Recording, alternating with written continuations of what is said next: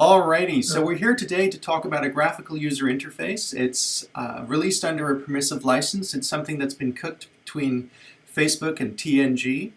What this does, in effect, is allows us to use various open source tools in a really quick and easy way. So we've got Max from TNG and we've got Michael from Facebook. And we're going to take a look at how this particular tool can use ORT, the Open Source Review Toolkit, calling scan code to analyze something. Now, we've picked the reuse project as a nice starting point for this demo. Before we dig into it, I guess I'd just like to have everyone introduce themselves because we'll probably have a new audience on the line. So, Michael, could you just let us know a tiny bit about what you are in Facebook and who you are in the real world? Thank you, Shane. Really appreciate you having us on today. My name is Michael Chang. I started my career in network engineering, spent 10 years as an M&A lawyer, and I'm now a product manager at Facebook where I work on open source. So a lot of people ask me what that means. The short answer is I help people build products in the open. Open source represents a trend of products being built inside of companies to products being built in the public space. Once upon a time, there were clear boundaries between what was internal to a company versus what was external. And today, those lines have either blurred or are non-existent. Where once products were built by employees of companies, nowadays products can be built by individuals, governments, academics, and organizations of all sizes collaborating on the same project.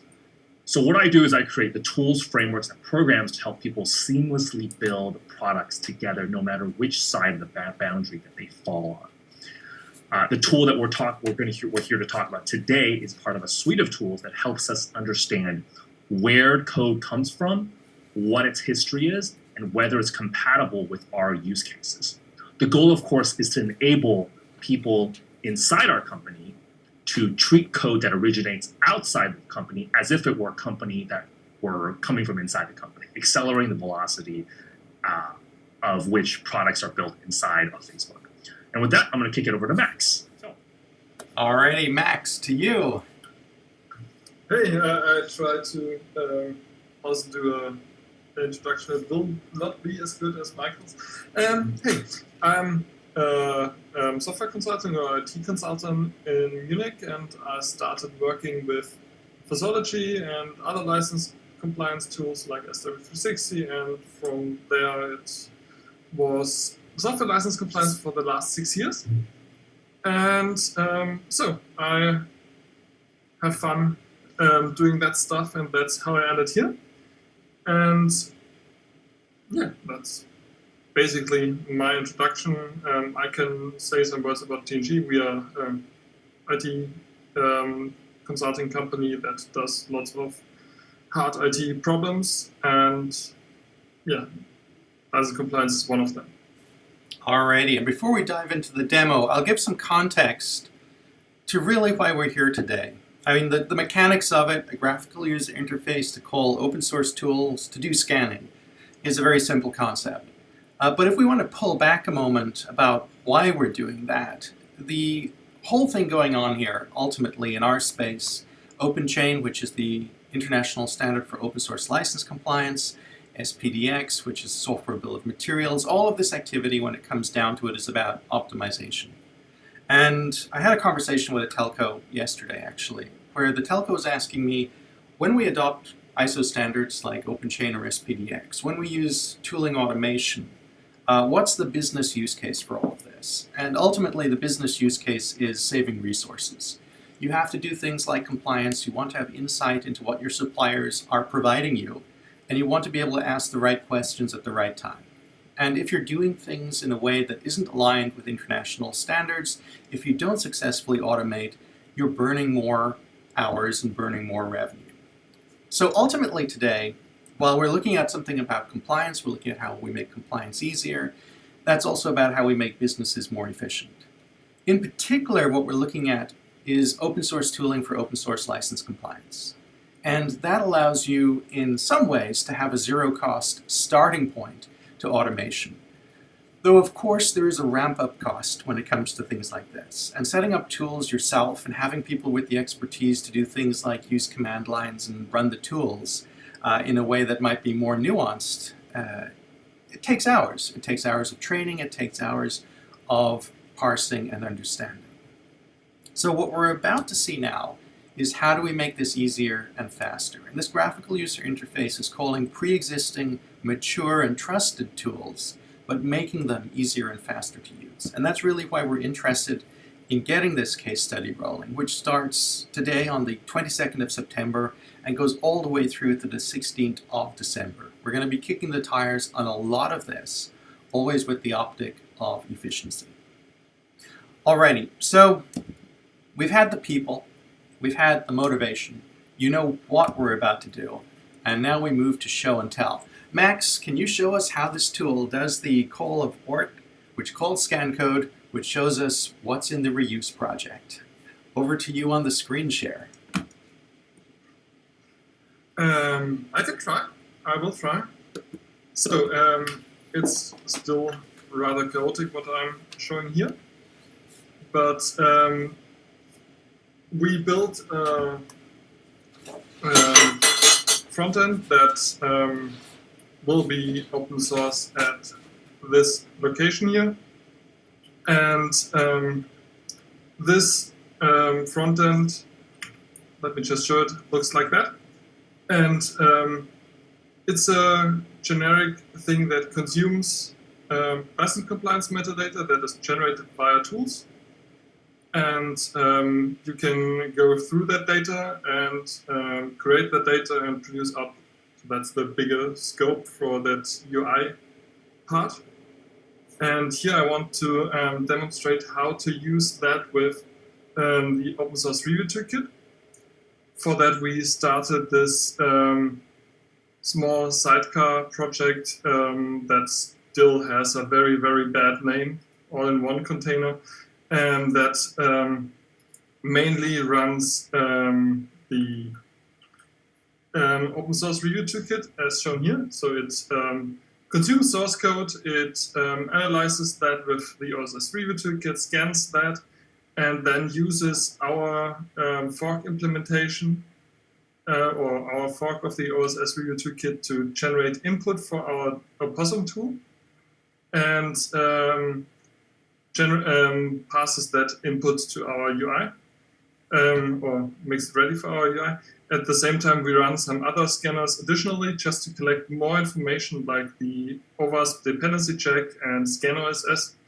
And we run scan code additionally to running OSS review toolkit, although it's run within the OSS review toolkit, since we can extract a little bit more information out of the scan code result directly than we get from the OSS review toolkit, just to have a little bit more data in the UI. And how that's done is described in this very techy README. It's basically two commands. One command to prepare the Docker image that is needed to build that, and then you can run that Docker image on an arbitrary source tree like the reuse tool that we just chosen arbitrarily to look at, and that will generate the input for our UI. And if you open that, it looks like that. So it's at first a file browser or a file tree where you can navigate, where you can dig into, where you see which files are green, so which files are resolved or marked as resolved in some sense, which files are red, so that means that they have some information provided by some input source, but not yet a decision or a result. And gray folders are excluded or don't have anything. So in the .git folder, nothing was found. That's very simple to understand. And if I now start digging through that, I can just click at a file, and I can see that this Docker file in the file tree was via scan code attributed to be GPL.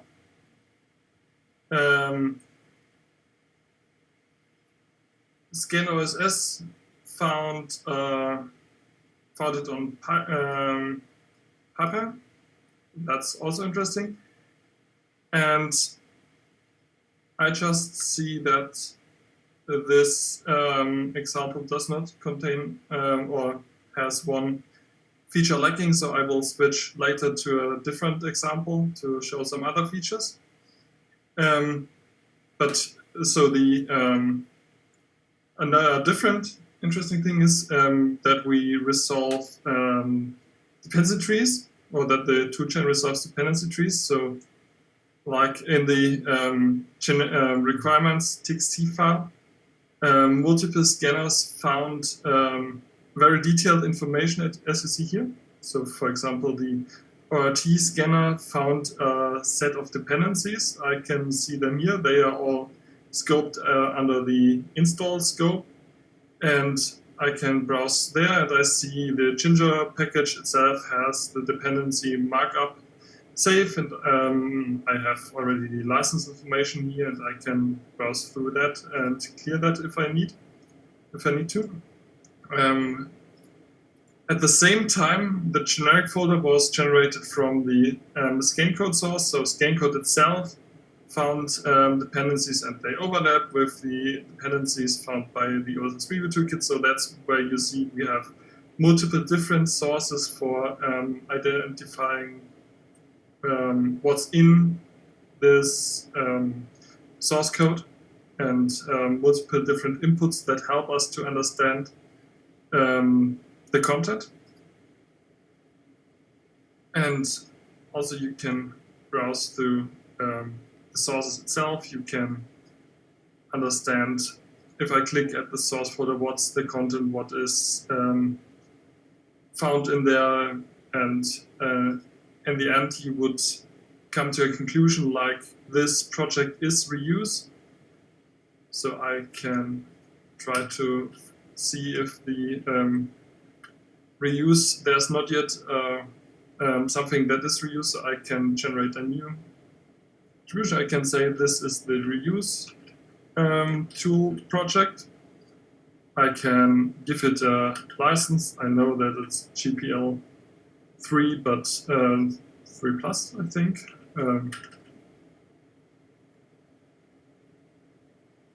I can start by attributing that. I can double check that, since I see that the most licenses are, the most files are GPL 3 licensed, and I also see that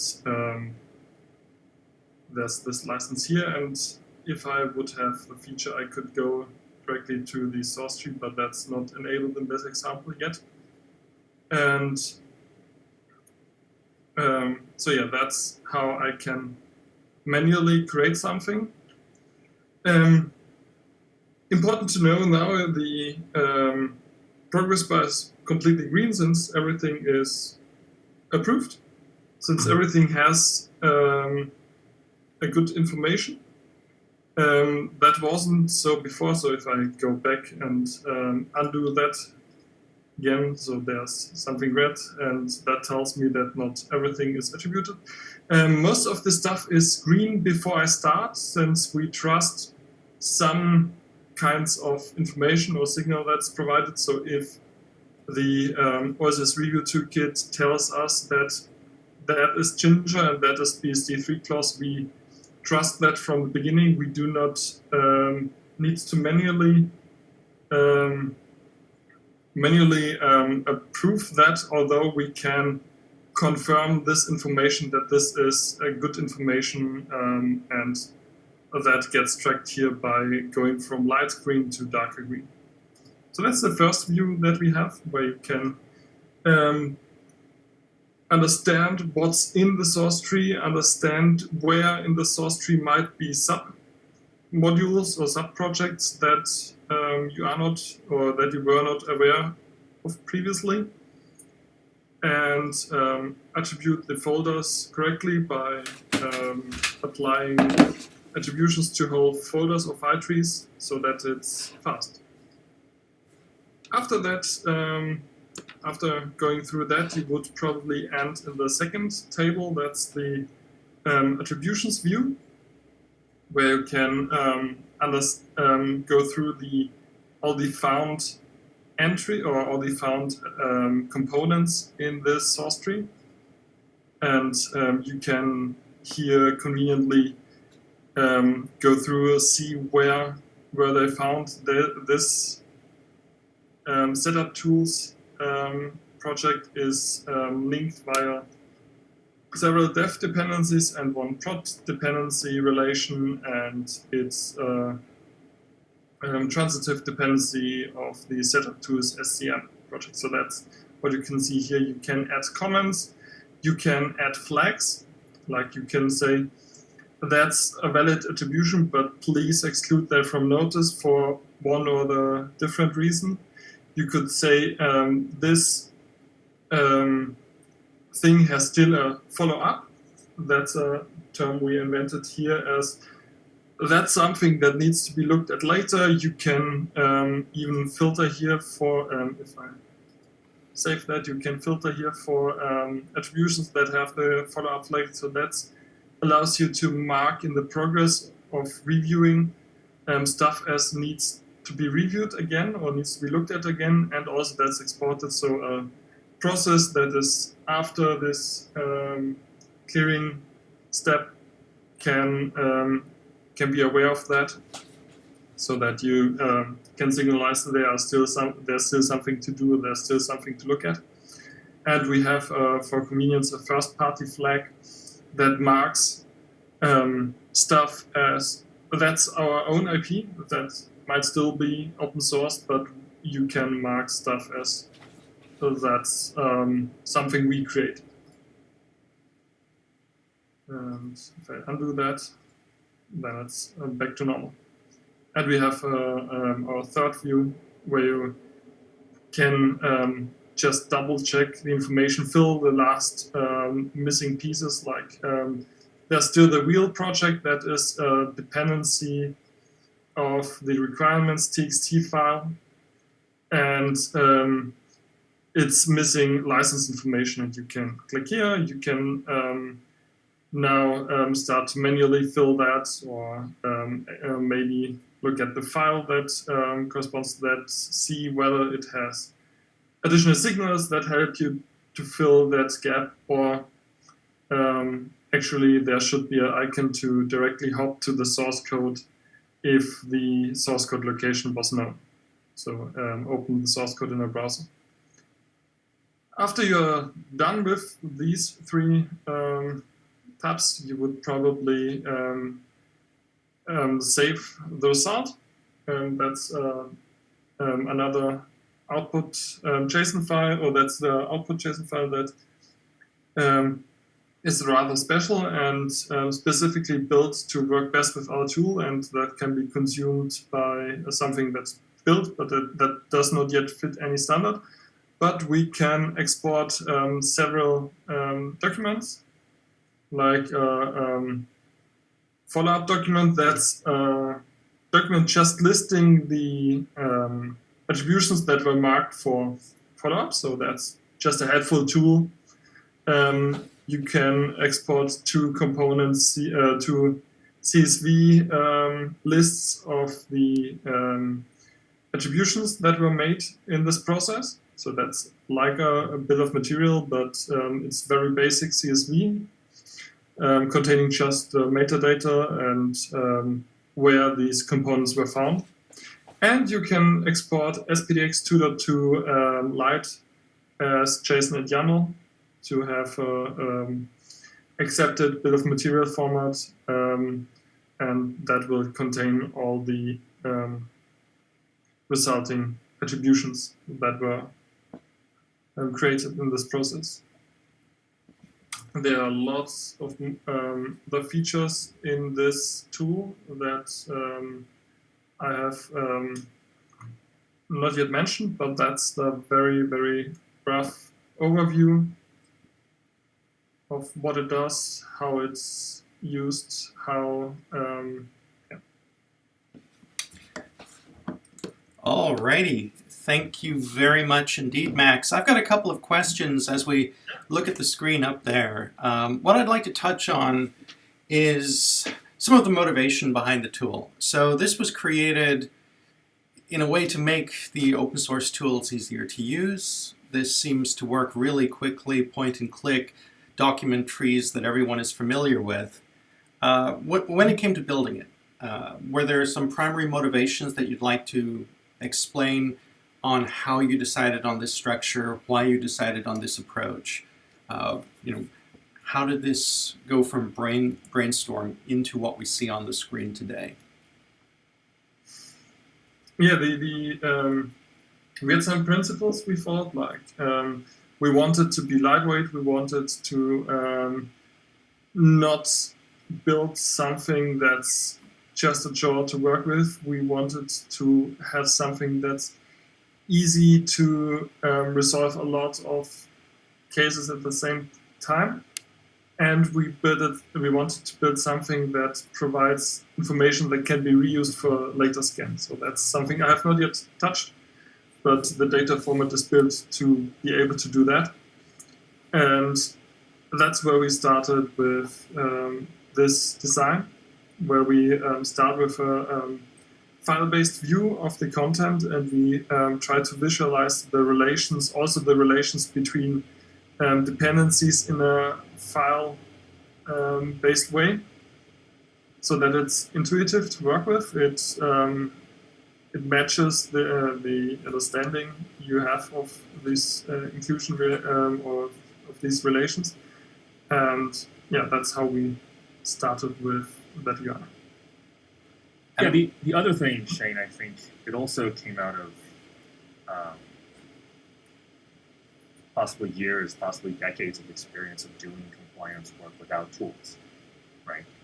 When you grow familiar with a code base, you look at a code base, the first thing you do actually is to look at the file directory tree, right? Because you're familiar with the directory, you're familiar with the structure, right? So like having a lot of compliance experts within companies, they tend to start with pretty basic file directory command of looking at code bases, looking at what's in them, and oftentimes just understanding the difference between what was done, what was done before, what we looked at before versus what we look at now, solved almost 80-90% of what a compliance person needed to do, and then that for that additional delta of like 10 or 15% of what was changed since the last version, oftentimes all you need is a little bit of contextual information to make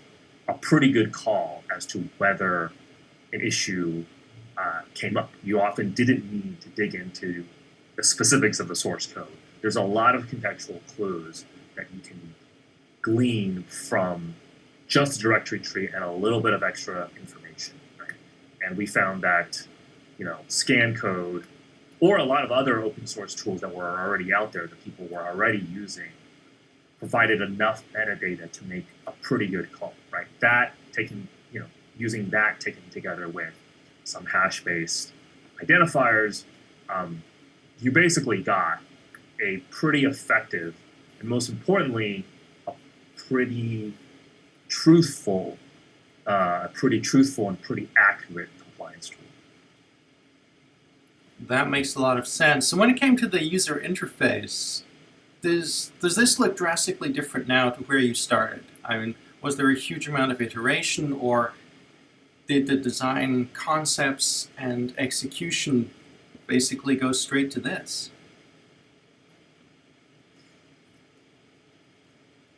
I think that still matches one of our early sketches, that you have the file tree, the information that for a file in the middle column where you can browse through, that you see what's in the content of the folder in this additional view, and that you have the details view on the right. We went through several iterations of restructuring that and having some features like being able to add some license text manually, but realizing that often the provided information is good enough, or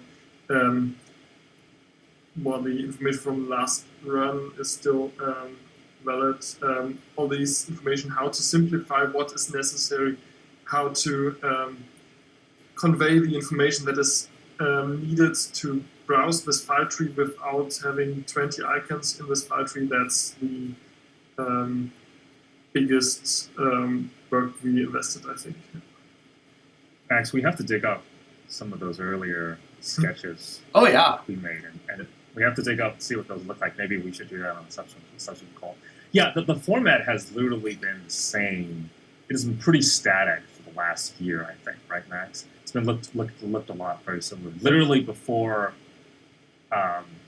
this call, like basically 2 weeks before this call, I think we got on a call where we were just like, hey, let's remove some lines.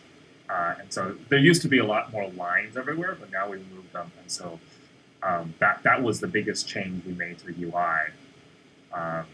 I think that was one of the biggest changes we made to the UI. But it's been like this from the beginning. Yeah, I think it's more like adding convenience features, like Control F opens a search dialog where you can search for license and see where is the word license, and all of these stuff is. That's a nice feature. The speed of the tool is remarkable. It's very, very quick. And I think, for me, that's very impressive. Max, at one point you mentioned that because it's displaying exactly what it's unpacked, it's not, reformatting the data to display it in a different way. So this thing just is straight up quick. And if you know what you're looking for, it's a couple of seconds clicking in. That is, I think, a very impressive thing, given that we're told most of all that people are in a hurry and they do not want to spend too much time going through this stuff. Another thing that comes up to mind is that in your displays here, you have an interesting characteristic where you show the name, version, the URL that the software is from. So when it comes to the actual display here, some of the fields you've got with name, version, and the URLs from which this were pulled from, where it was derived, that's also applicable to security, which is a theme that comes up again and again in OpenChain, and people are already using OpenChain for some basic security. So it sounds like this could help your security optics as well. You can very quickly see what version of what is in play. And if you've got a concern about that, it's click, click, click. Okay, here we go. And then back out. And that's just a neat feature. I mean, looking at how fast you move across the screen, Max, it's literally a second or two if you know what you're looking for. Mm-hmm. I just switched to a different example that also contains dependency check information. So that's the OWASP tool that tries to find vulnerable dependencies. And in this Qt browser tool, it found AngularJS in an old version and listed here the not yet pretty formatted but proof of concept style vulnerabilities that has a severity of medium and that matches the CP of AngularJS. So yeah, it's you can not only use it for license compliance, you can just visualize the vulnerability information here. And this thing comes with a follow-up flag attached. So this finding comes with, look at this again, please. And so this is great. So that, security essential data is already being prepared in the tool. And given that this is visible right there, that's super useful. And this is an open source project, so TNG and or an emerging community can work on better visualization of that specific information as an expansion, which, could quite frankly have a significant impact in another area of the industry, which is very cool. I guess one question then is kind of an ending question on the GUI side of things. When you're running this, when you're getting the scan done, how performant have you found the various license scanners? Is scan code a lot faster than scan OSS or vice versa? Is there kind of this is my optimal efficient approach at this time with my stack?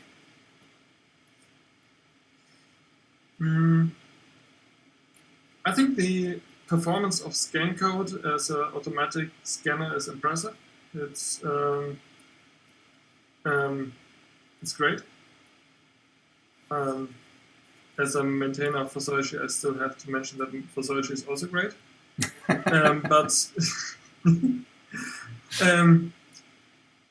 Yeah, so scan code is really a good basis for that. At the same time, I think scan code without scanning metadata, without having that as a source, and so scan code does that also. I don't want to exclude that, but we actually built some other scanners that specifically look at manifests, that augment that data, that look at also maybe something like SPDX package files that are placed in the source tree. These are very valuable and should also be included, but yeah, that's the two base pieces that are provided by scan code and the OSS Video Toolkit, and are a very impressive foundation for compliance toolchain. And of course, no matter what flavor people like, the fact is the tool is unopinionated. This graphical user interface calls whichever one floats your boat, and that's really important. So my question was just kind of a sideways question to see what you were finding performant in your current work. Okay, so then on the user interface, I mean, the last thing that we need to delve into here are the mechanics underneath. In fact, we're going to delve into that in early October when we go really in depth on this tool and ORT and how ORT works. But to wrap up, the tool seems to work very quickly. It allows a choice of different underlying scanners and systems, including kind of things people have been using for around a decade, like Fossology, through to newer kids on the block like ORT, and even newer kids on the block like ScanOSS.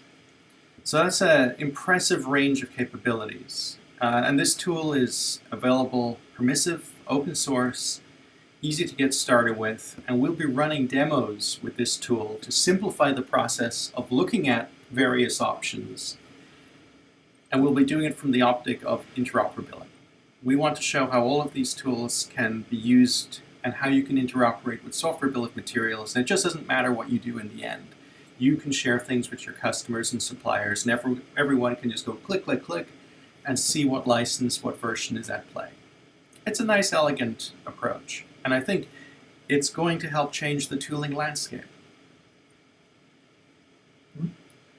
So, with that, October will be when we start to do in-depth. That's when we go deep into ORT, which is all about file scanning. We go deep into Turn, which is all about container scanning, and so on and so forth, all the way through to end of November, where we have a virtual supply chain with several different tools interoperating using a software bill of materials, and things just working. Before that, we're going to have another meeting here in September where we're going to delve a little bit more into the mechanics behind this graphical user interface. So we'll get a bit geeky on the code, talk about code decisions and how they were taken, as opposed to where we just played with the graphical user interface. And I suppose the last thing on this call to do is just to say a big thank you, Max and Michael, for basically putting this tool together, releasing it as open source, and allowing us to position it as the first massive global rolling case study that pulls all the tooling narrative together. This is a huge thing that you've enabled, and deep appreciation from people like myself today, and no doubt thousands of companies tomorrow who, instead of needing to spend a lot of time with this stuff, end up just double-clicking a bit and finding out what they need.